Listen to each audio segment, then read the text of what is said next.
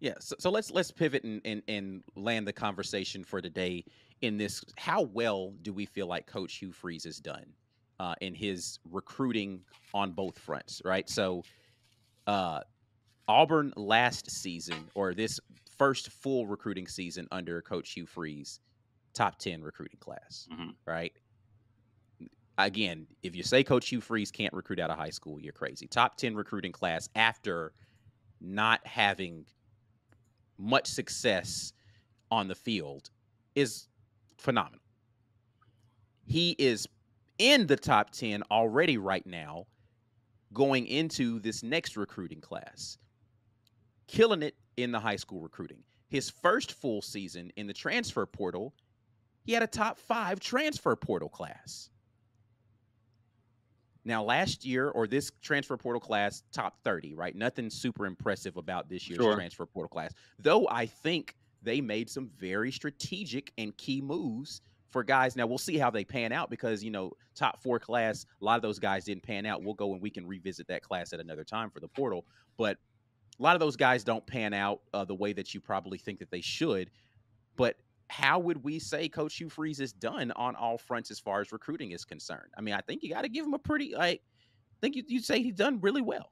Yeah, from high school, A+, right? I'd give him a B from the portal. Now, a lot of the guys that they brought in from the portal last year didn't have a great impact. Yeah. Right? I mean, that's just facts, right? Like, Shorter and Hooks and those guys that just Yeah. suddenly, I think that not to any fault of his own, but like it was more system. But to me, Rivaldo Fairweather underwhelmed, but the whole passing game underwhelmed. Peyton Thorne Peyton underwhelmed. Thorne, right. Underwhelmed. Yeah, like I mean, there were some underwhelming things there from the portal, but it wasn't for lack of trying.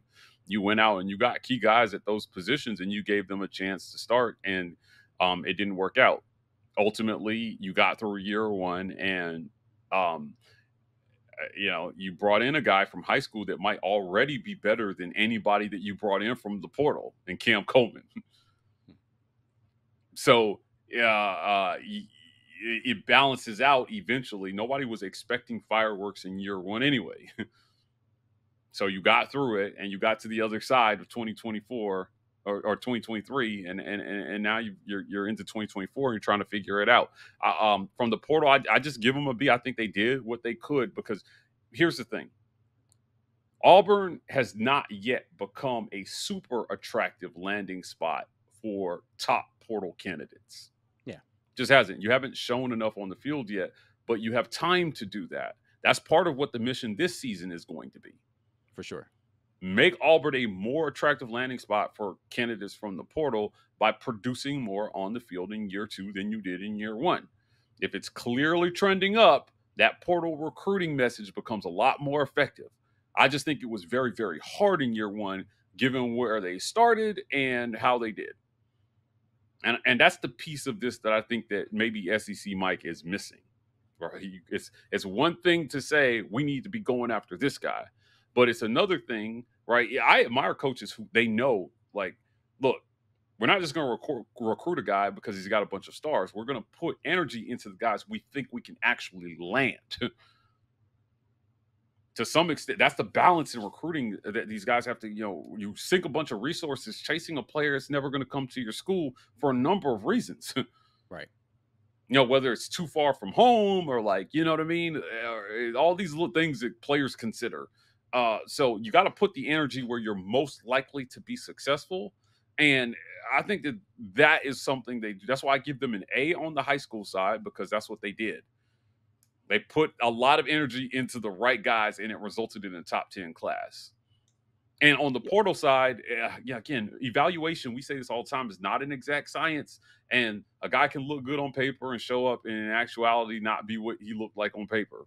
So what do you do with that? You just try to have more hits than you have misses in that regards, and a strong high school base to back you up in case they don't work out. Right, because if they don't work out, then you can turn to one of those young guys that you didn't want to have to play so soon and say, hey, listen, I didn't want this to be the case. Yeah. And I think that's where you are with a guy like Keandre Lambert-Smith this year, right? Like, you don't expect Lambert-Smith to bust out, but he's your insurance policy in case one of the two super freshmen that you have out there, and this is not disrespect to Bryce Kane or Malcolm Simmons when I say this, I'm talking about guys who you know are going to play outside receiver and they fit the mold of what Coach Hugh Freeze wants to do from that standpoint. In case one of those guys isn't ready out the gate, you have a Lambert Smith there to say, all right, I'll give one of you guys time to develop. One of you guys got to come on and make it happen this year, because we didn't go get two. We went and got one. But if in case both of you aren't ready, I've got somebody who I can throw in there right now who's played a ton of P5 football, and we can go out there and do those things, which I think is an extremely intelligent way to go about the transfer portal. Yeah. I mean, recruiting, I don't have an issue with how they've been bringing in talent necessarily. Like, I have taken most of my issue with how they've managed the talent they inherited, but we're going to move past that conversation, because eventually you're going to weed all that talent out and it's just going to be your guys, and we're going to talk about your guys. So, in year one, I want him to do right by the guys he inherited. And I think he did by some and not by others, but it's time to move past that conversation into how are you doing with the guys that you've brought in? And we're just 1 year into this thing, man. So I don't know that you can fully judge how he's going to do that just yet. So, but I do know that you got to focus on those high school kids, and particularly around the lines, because you know what? It's easier to get a lineman to sit and wait his turn than it is a top wide receiver or QB or running back, right? Like, so you got to focus on getting those linemen out of high school. That's the thing that's always set the SEC apart. When you get to the higher levels of competition and the Pac meets the SEC, they get demolished in the trenches. They just do. That was the difference between Auburn and Oregon in 2010. You remember that game? Yeah. Right? Like, I mean, we were wreaking havoc on that guy. What was his name? Darren. Whatever. Yeah. The quarterback for Oregon. They didn't do nothing. Right. Yeah. Nick Fairley was back there just causing havoc, and they've not seen a guy like that all year. I remember on one like read option, he was back there at the point of exchange in the red zone.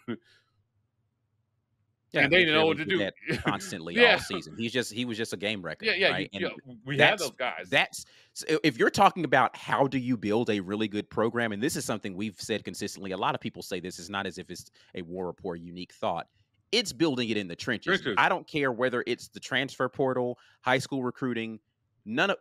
You have to start there. If you have not built your team around dominating the line of scrimmage, you started at the wrong place. Right.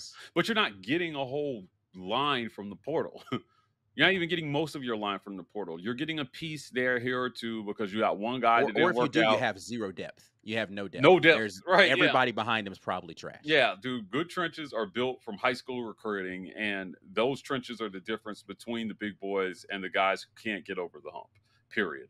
Right? Like, the Georgia defenses, I mean, think about Michigan's defense last year. Yeah, think about this, right? Bo played Georgia 4 times. Yeah. Right? He had his worst game versus Georgia at a Pac school with a Pac line and a Pac defense. And listen, Georgia's a different monster, but again, highlighting that was a team built through high school recruiting that he went up against in his 4th try. And it was hard. He arguably had his worst game, because the average amount of talent around him, from the trench standpoint, there was a difference. There was a difference there.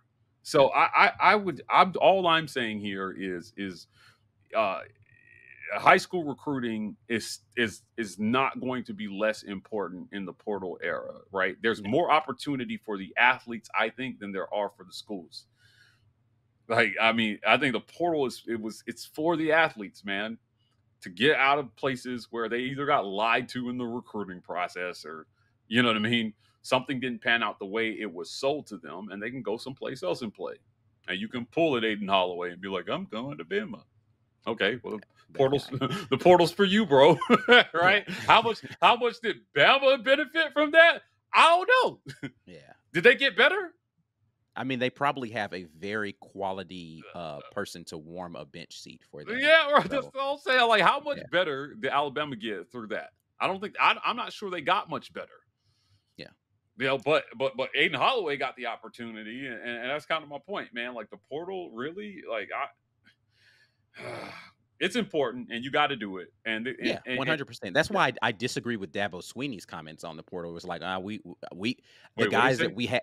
He basically said they didn't sign a single person from the transfer portal this year, and he was asked about it, and he said, "Well, I think the guys that we recruited from high school are better than what we had available to us in the portal." Essentially, that's not a quote, but I'm paraphrasing. He basically said, "I've got guys that we recruited from high school that I think are better than what I've evaluated from the transfer portal." Okay, So he didn't feel the need to go and get anybody else. And I just, to me, he has seemed very anti-transfer portal, anti-NIL. Like he's not willing to embrace the changes in college football at all, and is sticking yeah, to his guns okay, I that get it. Yeah, he's the yeah, extreme on the other end. Yeah, yeah. And so okay. again, like if this entire SEC Mike rant was about Dabo Sweeney, he'd probably have almost no argument for He'd me. have all our support. Yeah, I'm just like, okay, I mean, because it makes sense right now. Yeah, The only portion of this because that doesn't he's necessarily make openly sense is opposed to it. Dabo's got rings, right? But like, if you're saying a coach has been unwilling to embrace the changes and what they've done has shown that they're stuck in. Dabo Sweeney fits into that. I just don't think Hugh Freeze fits there. And so, like, that's where the statement becomes nonsensical for me. And it's like, this feels very, I don't like Hugh Freeze, not I disagree with Coach Hugh Freeze's Yeah, tactics. and that's where he got called a lot out on Yeah, social media. It was this smells of some kind of personal bias because it's year one, and again, he pointed to the hype, and I'm like, well, he's got hype around his recruiting class because it was a good recruiting class, so that's earned right. hype. But outside of that, what other hype is he talking about? Like, I have not heard a lot of hype around Hugh Freeze outside of just recruiting. But from his standpoint, Other than like Auburn fans wanting to believe, right? And like, that's but every they're program, right? yeah, but the national punditry and the conversation around Hugh Freeze, the vast majority of it is Auburn's this sleeping giant because Coach Hugh Freeze is such a good recruiter. Like you see all the things in place that allow him to recruit well. They could put together a program that can be competitive under Coach Hugh Freeze because he's going to go get the talent. That's where it's been. If you hear JD Piquel talk about it, if you hear Josh Pate talk about it, they're all talking about Coach Hugh Freeze is going to recruit his butt off and get a bunch of talent in there. And everybody also says the question really is about whether or not the QB position is going to be able to hold it down this season. Yeah. That's not Hugh Freeze hype. They've got a bunch of talent there. Do they have the right guy at trigger for it? Not can Coach Hugh Freeze coach it.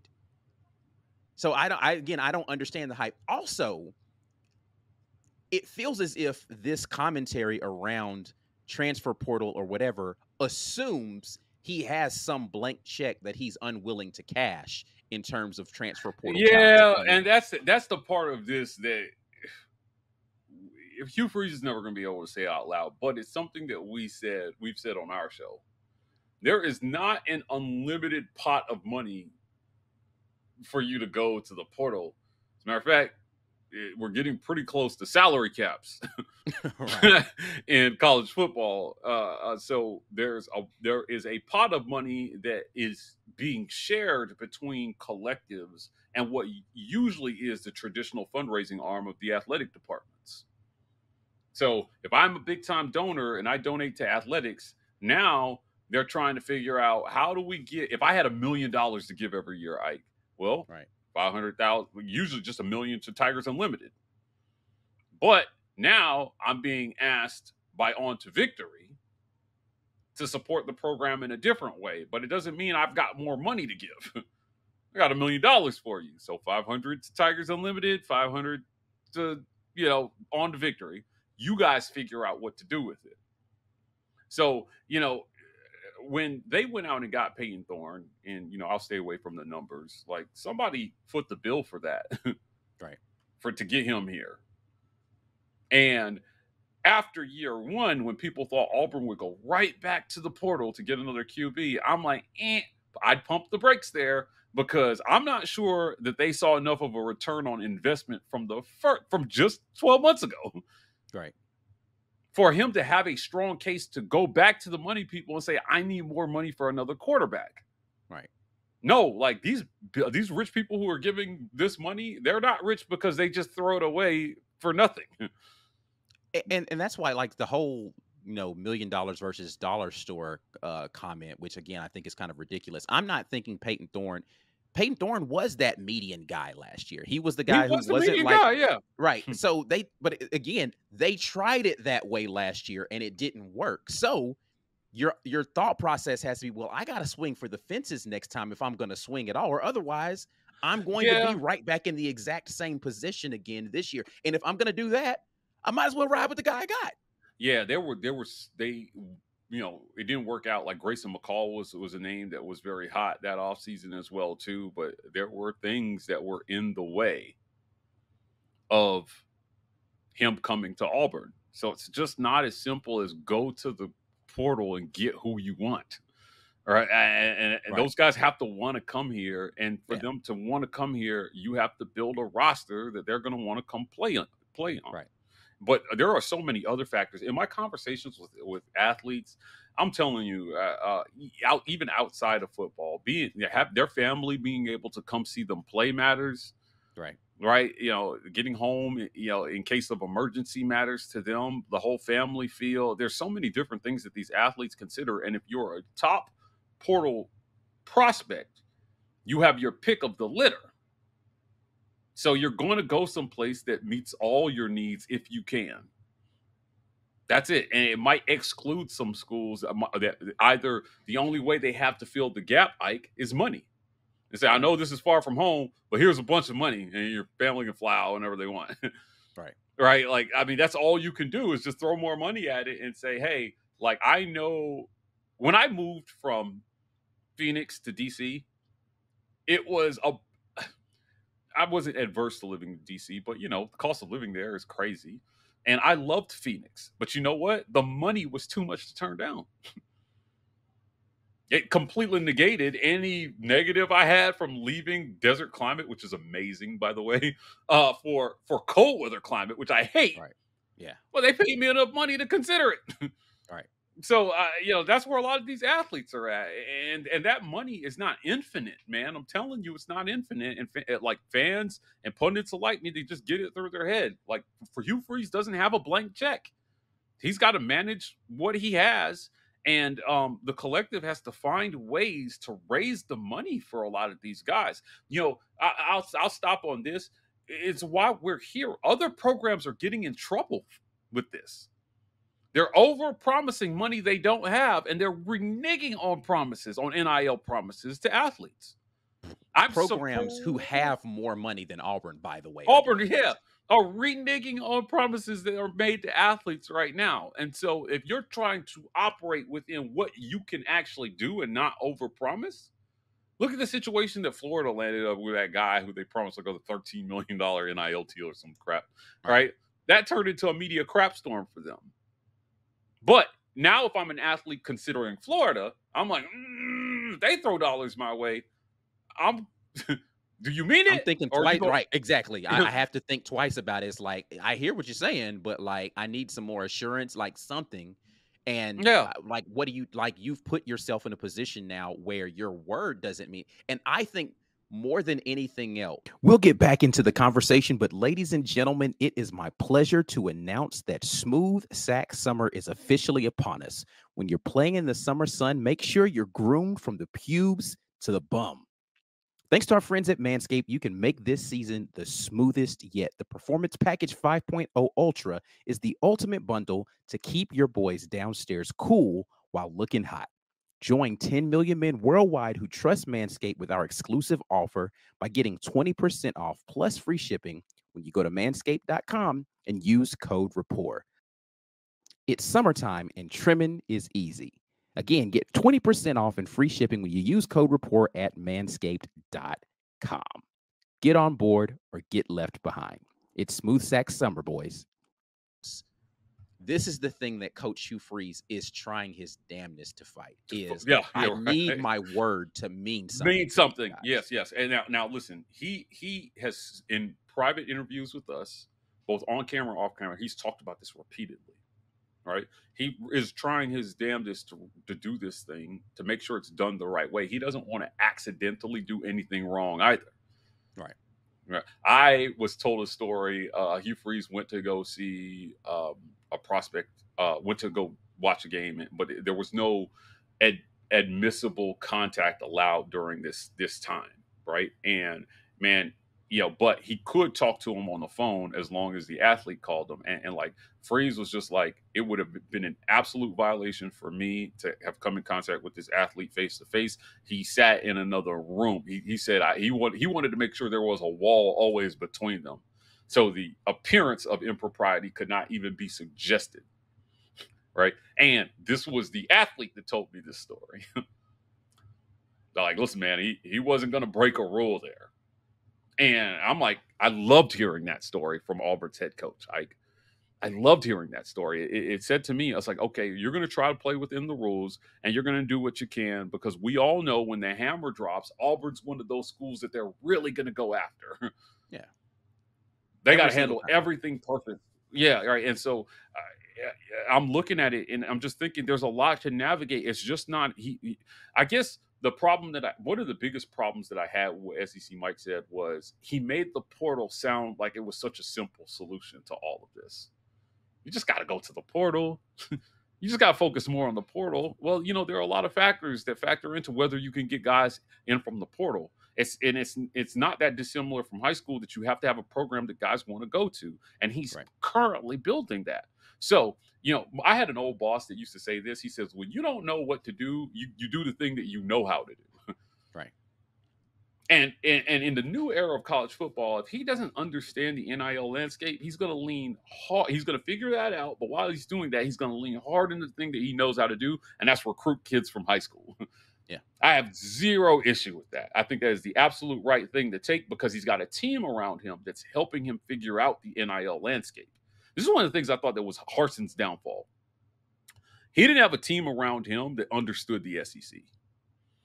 He didn't have a team around him that understood the landscape of Auburn and like the politics of Auburn and the things that, I think that he really thought he could just transplant what he did at Boise here. And there was they had to adapt. They didn't adapt to the way that it's done here. I believe he wanted to do things with integrity, sure. But if you ask him, I know from talking to him and his staff that there were a lot of things that they wish they had done differently. Freeze has those people around him. I'm telling you, he has those people around him, and they're doing their best to make sure that he can navigate the things that he may not be adept at while focusing on the things that he's really good at. And that's not a bad way to go about this. So, yeah, I don't, like I said, man, I hope this didn't sound, I have respect for other people in the media and their opinions, right? So, similar to what Ike said, same way we don't want people attacking each other in our comment section. I don't really want to attack another media member over their opinion about something. But I can disagree with your opinion without attacking. I don't know him personally to attack him. Right, but he's allowed to have, I don't think it's a very good statement. Yeah, but the idea is what we're attacking, and because Yeah. I don't think that it's very based, and to the extent that maybe there might be some personal bias mixed in with that opinion, I think it's important to call that out and say, hey, there's actually no factual basis for what you're saying, because it's not as if he's ignored the portal. Right. He's not ignored it. They've just been very, I think, selective and meticulous about how they've gone around selecting guys from the portal. And of course, there's the money side of it that none of us will ever be privy to all the money conversations that happen, but you just have to know that that's part of this and that's going on. And just because they didn't get a guy, there just may have not, before he goes after a portal QB, he might have looked in the last cycle and said, look, I have enough money for a quarterback. This portal cycle. Not for one that's better than the one I have. Correct. Yeah. So we're going to ride with the guys we have, and then we'll go there. But if I do go after one, he has to be a can't miss game changer, because that's how I'm going to sell it to the money people to give me more money for a quarterback. Like, I know I just asked you for X amount for Peyton, but this guy is 4 times better, and we're going to be SEC champions if we get him. You know, Yeah. the staff. I know I keep saying I want to end, but like the staff.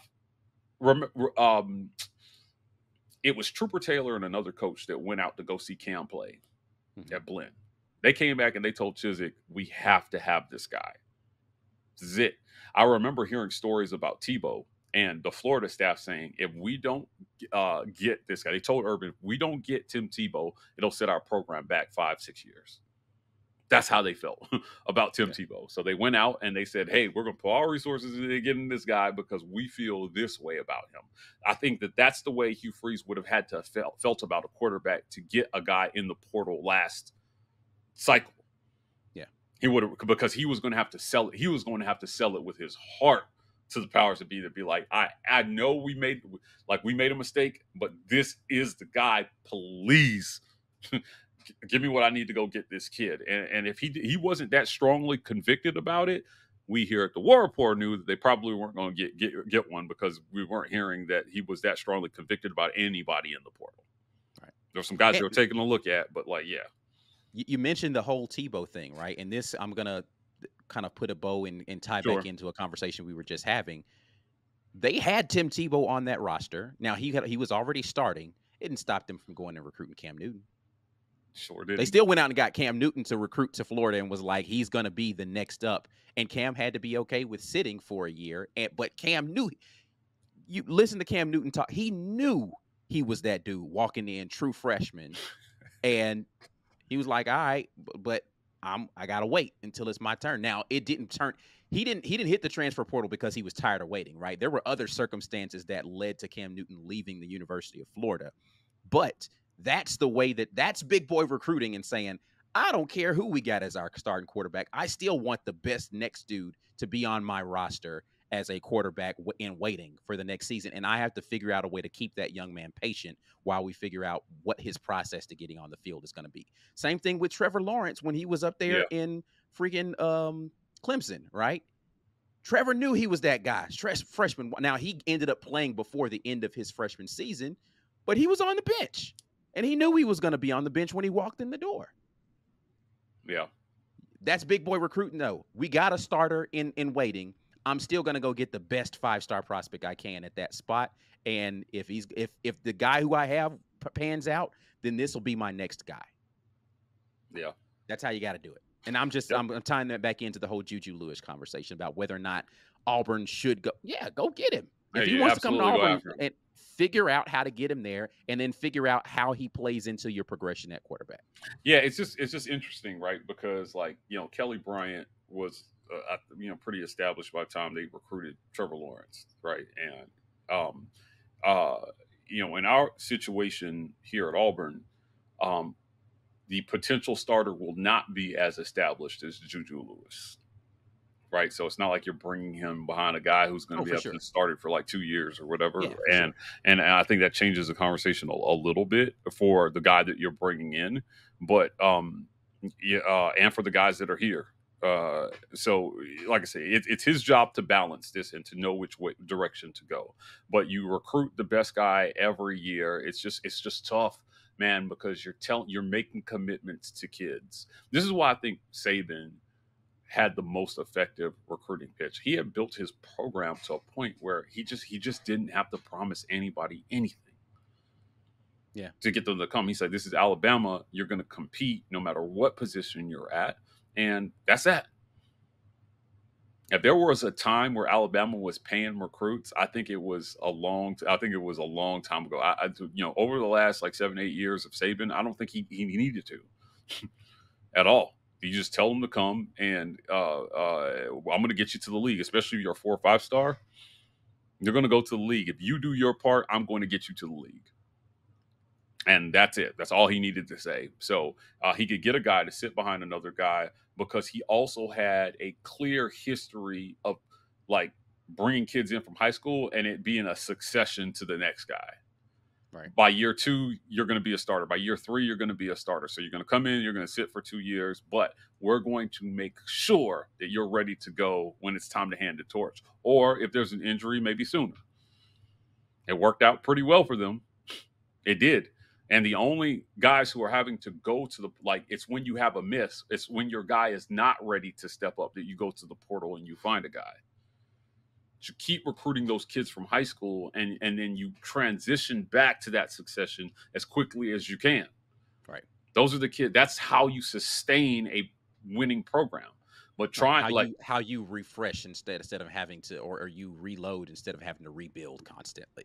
yeah. Refreshing from the portal that's like hitting the lottery every year.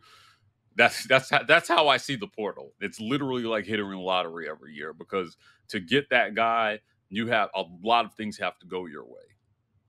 They do. And from high school it's a little bit easier because you're like, I feel like in the portal, you get lucky. But in high school recruiting, to some extent, you make your own luck. Does that make sense? you have because there's more guys that you have to bring in, right? Your portal class. Okay, let's look at, and God, we keep saying we're going to end this. We're way over time, yeah. Like, I mean, this year, Ole Miss brought in 24 guys from the transfer portal. 24.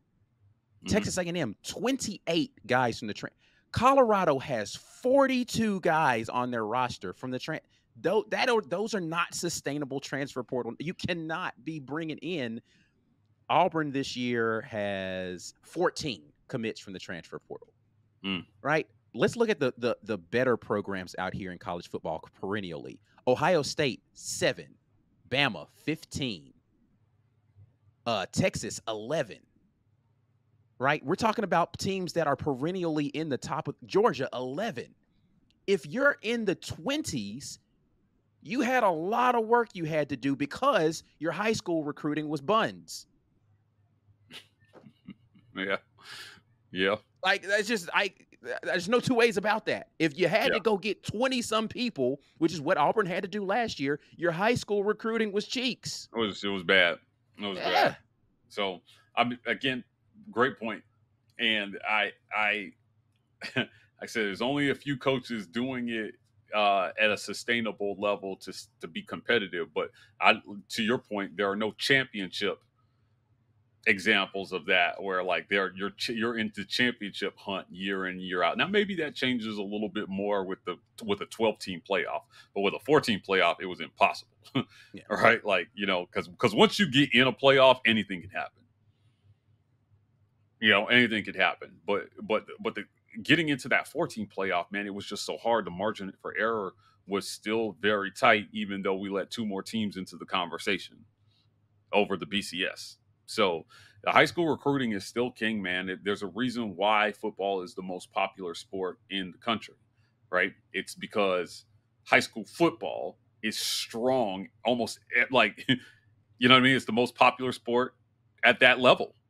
Yeah. We're invested. Like, I mean, if our best athletes wanted to play soccer, the U.S. would dominate soccer. Yeah. I this might be a little nationalist of me or whatever, but like, I mean, I feel athletically, I just think that whatever you, again, this goes back to the Hugh Freeze. What you concentrate on tends to be what you're good at, right? And he puts a lot. If the United States put the kind of investment into a soccer program, they'd have a better soccer program. They just would. There's no two ways about that. Oh, and if soccer players could be stars the way that they are in Europe, in South America. The reason why soccer and baseball, I think, are kind of like worldwide games is because all you needed was the ball and some open grass to play, right? To start to play soccer, you just needed a soccer ball. You could make some makeshift goals, and like there's all kinds of ways to play soccer, right? Meanwhile, only a few people, when it comes to golf, because access to equipment, it's expensive to play golf. Yeah. I can imagine trying to play that as a kid. There's no way we could afford it. It would go broke. It'd be like dinner or golf, right? Like I'd have to make some hard choices. But football in America, that's what we invest so high. We're so invested in it at the high school level that how can it not be the way to build a program? That's part of what makes college and the pros great is that there are a ton of kids who are developing at a young age when it comes to football and learning the game. They start at like Pee-wee now. So, or they have for a long time. I don't know, man. Like I said, I just thought it was a wild take to say, hey, Yeah, like, it's absolutely wild take. yeah, I'm actually struggling to find someone who agrees with the take, right? And I haven't gone through all the mentions on this, but I'm just like, you're getting flamed consistently for this take, and it's not like the only people who agree with you have to be trolling because it's like there's not show me something substantial that actually backs this up. I don't even get it. yeah.